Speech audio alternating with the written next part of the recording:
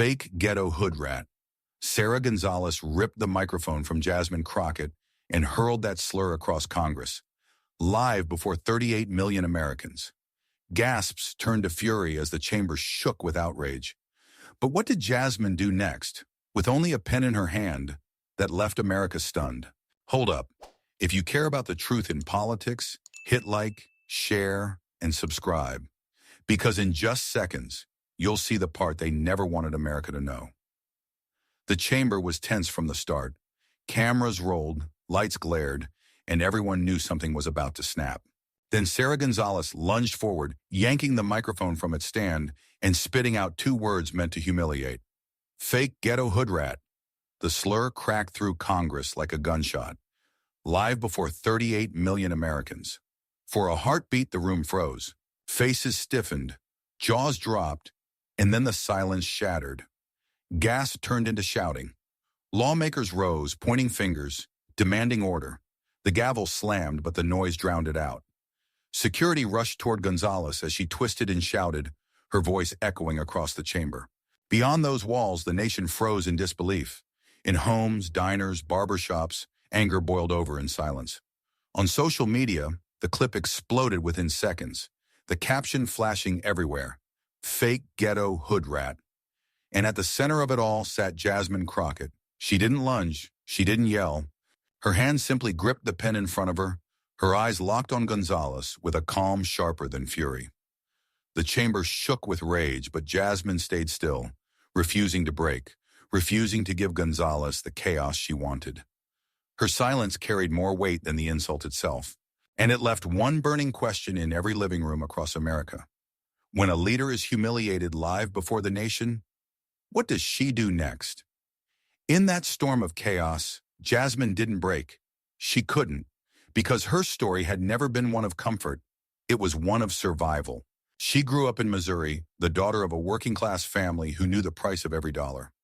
She watched neighbors lose homes, seniors choose between rent and medicine, veterans forgotten in the system they served.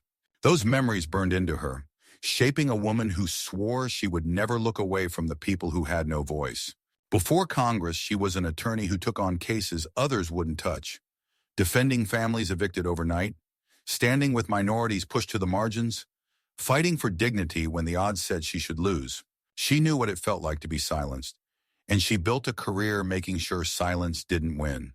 And now lived before millions. She sat at the witness table with every insult, aimed not just at her, but at the community she carried on her shoulders.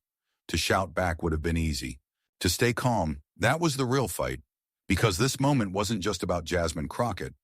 It was about every worker who's been shouted down, every veteran ignored, every senior dismissed. Have you ever been silenced, pushed aside, humiliated, and chosen dignity anyway? That was the choice Jasmine made in that chamber. A choice that set the stage for what came next. The chamber finally settled, but the air was still electric, like a storm waiting to strike again. Flags stood tall behind the witness table. Cameras zoomed in from every angle, and the room was packed shoulder to shoulder. Every cough, every shuffle of paper seemed louder than it should be, because everyone knew the tension hadn't broken. It was only holding back. Jasmine Crockett adjusted her chair, her hand still resting on that single pen. Across from her sat Chair Whitaker, gavel in hand, his jaw tight as he scanned the room. He wasn't just trying to keep order, he was bracing for the next explosion. In the front row, Sergeant Harris leaned forward, his cane resting against the bench. A veteran who had carried scars of war for decades, now carrying the quiet weight of another battle, the cost of staying alive. Beside him, Nurse Maria clutched a folder thick with names, the stories of patients she could not save. They weren't just spectators. They were the living proof of why this hearing mattered. Every camera light blinked red. Every lawmaker leaned in.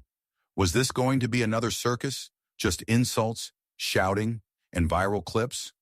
Or would this be the moment someone turned chaos into something greater? The gavel slammed, order wavered. Then Gonzales lunged, knuckles white, eyes blazing, spitting venom.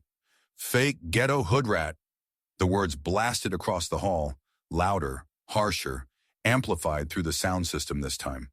The chamber erupted instantly.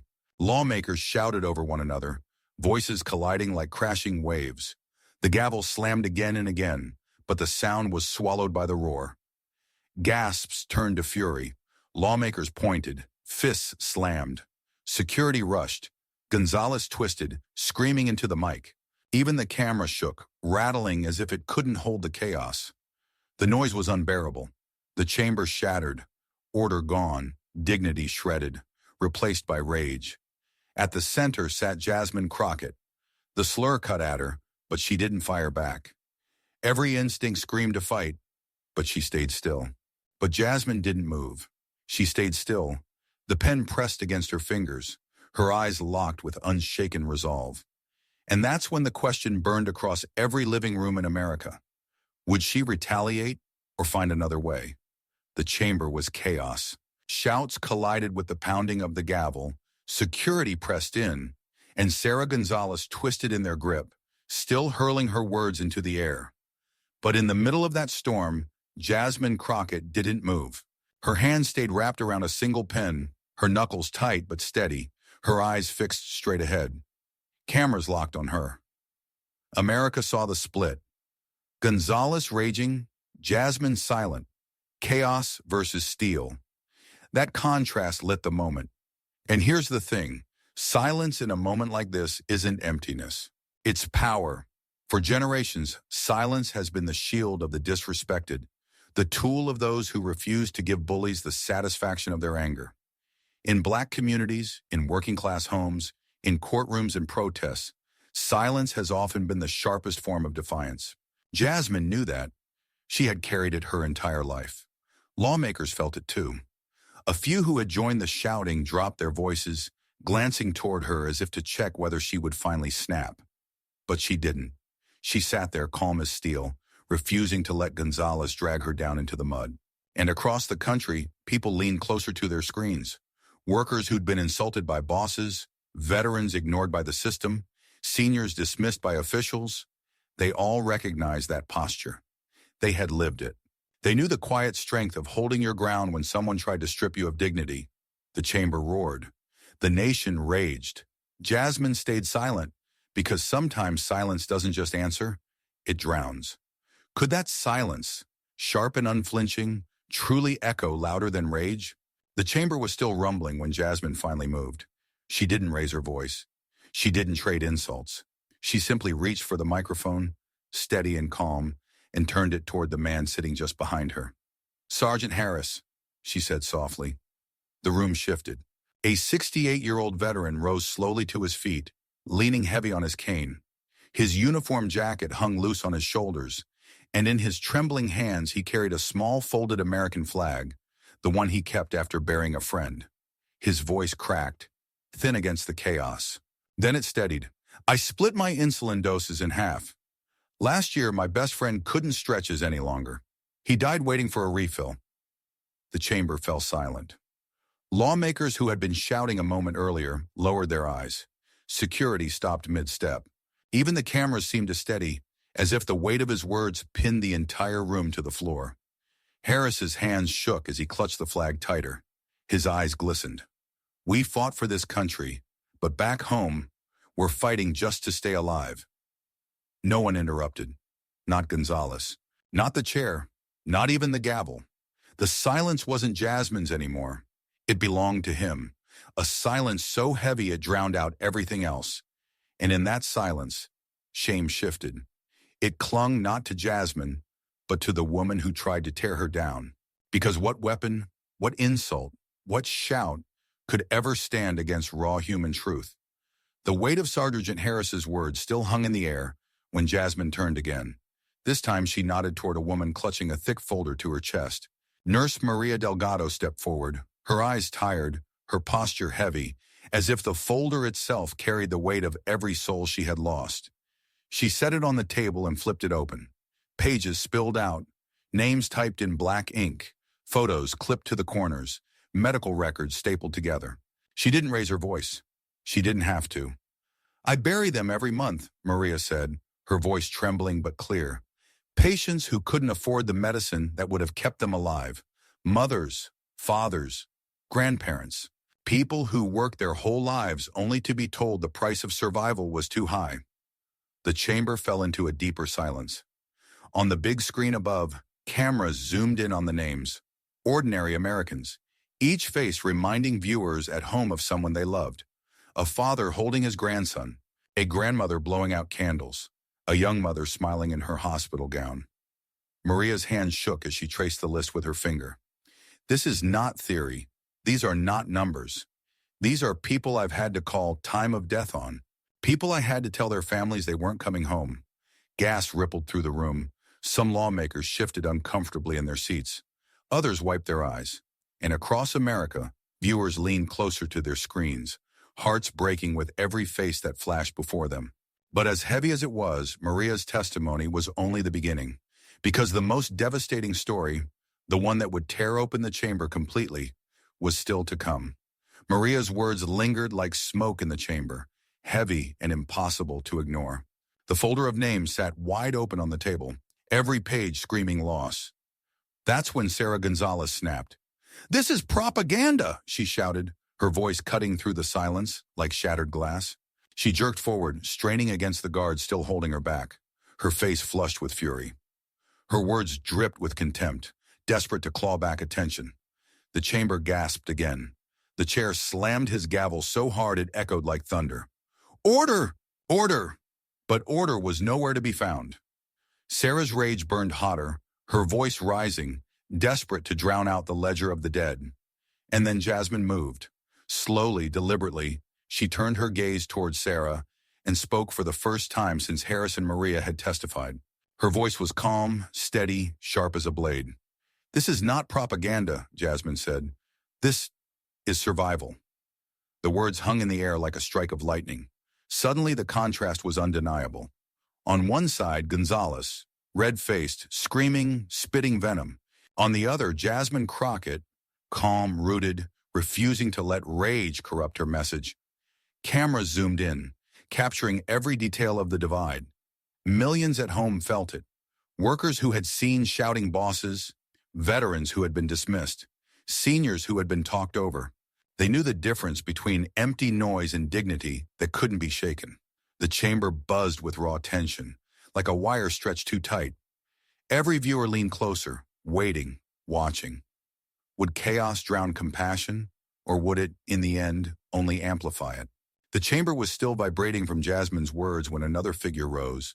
A woman in her early 60s, her hands trembling as she clutched a worn envelope.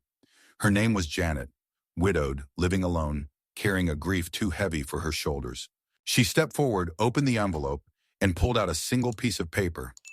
It wasn't polished testimony, it wasn't graphs or charts. It was a crumpled medical receipt, creased, stained, nearly torn at the edges. She held it up for everyone to see. "This," Janet whispered, her voice breaking, "is a $1,200 bill for insulin." Her hands shook as she unfolded it. "My husband had to choose between paying rent and buying his medicine. He chose rent. 2 weeks later, I buried him." The chamber froze. No one moved. The receipt fluttered in her hand, trembling with every word. On the big screen above, cameras zoomed in so close the numbers could be read clearly. $200. Viewers at home felt their stomachs twist, because they recognized it. They had held bills just like it. Janet's eyes filled with tears. "We were married 40 years. We did everything right. And still, the price of staying alive was more than we could pay." Her voice cracked, raw and human, cutting through every layer of politics in the room. Around the chamber, some lawmakers looked away. Others clenched their jaws. And across America, workers, veterans, seniors sat frozen because they feared the same fate. They knew that bill. They knew that choice. And at the witness table, Jasmine Crockett's hand tightened around her pen. One pen, one woman, one moment. Could that pen rewrite not just Janet's story, but millions of futures waiting in the balance? The chamber sat heavy in silence after Janet's trembling words. All eyes turned back to the witness table, where Jasmine Crockett slowly lifted her hand.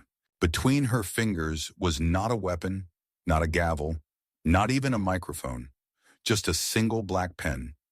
She raised it high so everyone could see.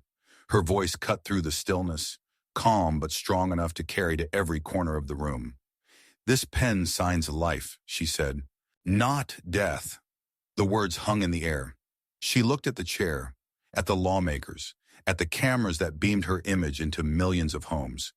Then she lowered her gaze to Sergeant Harris, to Nurse Maria, to Janet. "When I swore my oath of office, I promised to protect the people, not the powerful, not the profit makers, the people." Faces softened across the chamber. Sergeant Harris's eyes glistened as he gave a small nod. Maria clutched her folder tighter, tears slipping down her cheeks. Janet, still holding the receipt, mouthed a silent, "Thank you." The gallery filled with quiet sniffles, heads bowing, eyes shining. Jasmine's hand stayed steady, the pen still lifted like a torch. "I will not let this chamber become a place where insults matter more than lives," she declared. Her voice never wavered. It didn't need to. The truth in it was enough. And the question rippled across every home in America. Could words alone, spoken at the right moment, shift the weight of a nation? The chamber was still under Jasmine's spell when Sara erupted again. Dragging against the guards, she screamed over the crowd, her voice hoarse, desperate to claw back attention. "This is all theater. Lies. She's nothing but a fraud." The gavel slammed. Cameras cut to chaos. Then, through the noise, a whisper slipped out, not meant for the world to hear. "Keep the insult." The producer's voice crackled faintly over a hot mic. Ratings spike every time. The whisper detonated like a bomb. The chamber froze, then erupted in gasps, outrage spilling in every corner. Reporters' heads snapped up. Lawmakers stared in disbelief, and the control booth scrambled as the feed replayed the whisper, crystal clear for the nation to hear. It wasn't about truth. It wasn't about justice. It was about spectacle, about turning pain into profit, chaos into clicks. Sara froze, her face draining of color. She opened her mouth, but nothing came out. The slur she had weaponized now hung back on her shoulders, exposed as part of a staged circus. And for the first time since the hearing began, she had no words. The chamber erupted, not with insults this time, but with outrage. Lawmakers demanded answers. Reporters shouted over one another. The public gallery booed. And in that storm, Jasmine never raised her voice. She didn't need to, because for once, Sara Gonzales was speechless. The chamber buzzed with outrage, whispers of the hot mic still echoing in every corner. And then Jasmine moved again. She lowered the pen she had held high and turned to Sergeant Harris. Her voice was steady, but you could hear the weight behind every word. "Sign for survival," she said, placing the pen gently into his hand. The veteran's fingers trembled as he reached for the paper on the desk. His knuckles were worn, scarred from a lifetime of service, now shaking as if the pen weighed 1,000 pounds. Slowly, painfully, he pressed the tip to the page and scrawled his name. The chamber erupted, not in chaos this time, but in something raw and human. Applause broke out. Some lawmakers wiped their eyes. The gallery stood to its feet. Nurse Maria covered her face with her hands, tears streaming. Janet clutched her crumpled receipt tighter, whispering a prayer. Jasmine placed her hand over Harris's for just a moment, steadying him. Then she looked up, her eyes burning into the cameras, her voice carrying not just through the room, but into millions of homes. "We don't bargain with breath." It was simple, final, a line that cut through politics, through spectacle, through every insult hurled at her. The chamber fell quiet again, but this silence was different. It was respect. It was conviction. And in living rooms across America, the question rose like smoke. Would the country finally listen? The clip spread before the gavel even left the table. Within minutes, phones lit up across America. Facebook feeds, Twitter threads, TikTok reels, all replaying the same moment. Jasmine handing the pen to Sergeant Harris, his trembling signature, and her final words, "We don't bargain with breath." By midnight, it had been shared millions of times. Seniors typed shaky comments. "She spoke for us." Veterans posted photos of their folded flags, writing, "She carried our fight into that chamber." Families tagged their loved ones, whispering in disbelief that someone had finally said what they'd been screaming into the void for years. Talk shows cut their programming to play the footage again and again. On one side of the screen, Sara Gonzales thrashing, shouting, exposed by the hot mic. On the other, Jasmine Crockett, standing calm, handing over a pen as if it were a lifeline. Chaos versus courage. Noise versus dignity. The contrast was undeniable. The ripple reached beyond politics. Pastors spoke about it in Sunday sermons. Union halls replayed it on projectors. In diners and barbershops, people argued less about parties and more about character. And across the country, a single question echoed louder than all the shouting from that chamber. Which America do we want to live in? The one that profits from chaos, or the one that fights for breath? The morning after, Jasmine's office was buried in letters and emails. Stacks of envelopes piled high, each one carrying a story, a plea, or a thank you. Her staff read them aloud through tears.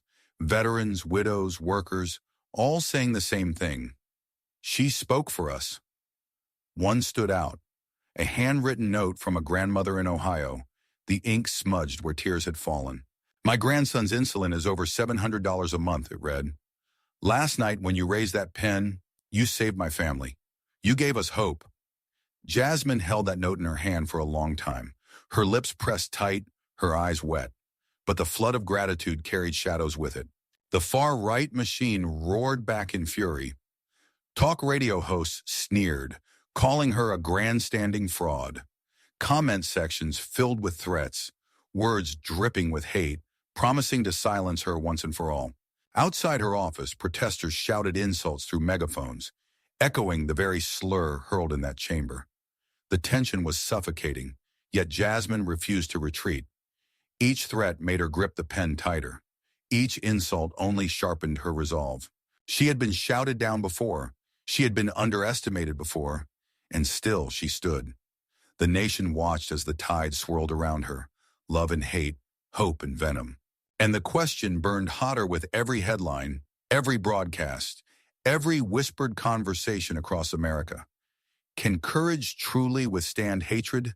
The images lingered long after the gavel struck its final note. Sergeant Harris clutching his folded flag, his signature still trembling on the page. Nurse Maria with her ledger of the dead, tears streaking her face. Janet holding that crumpled $200 receipt like a gravestone for the man she lost. And Jasmine, standing steady, pen in hand, refusing to break. The montage played across screens nationwide.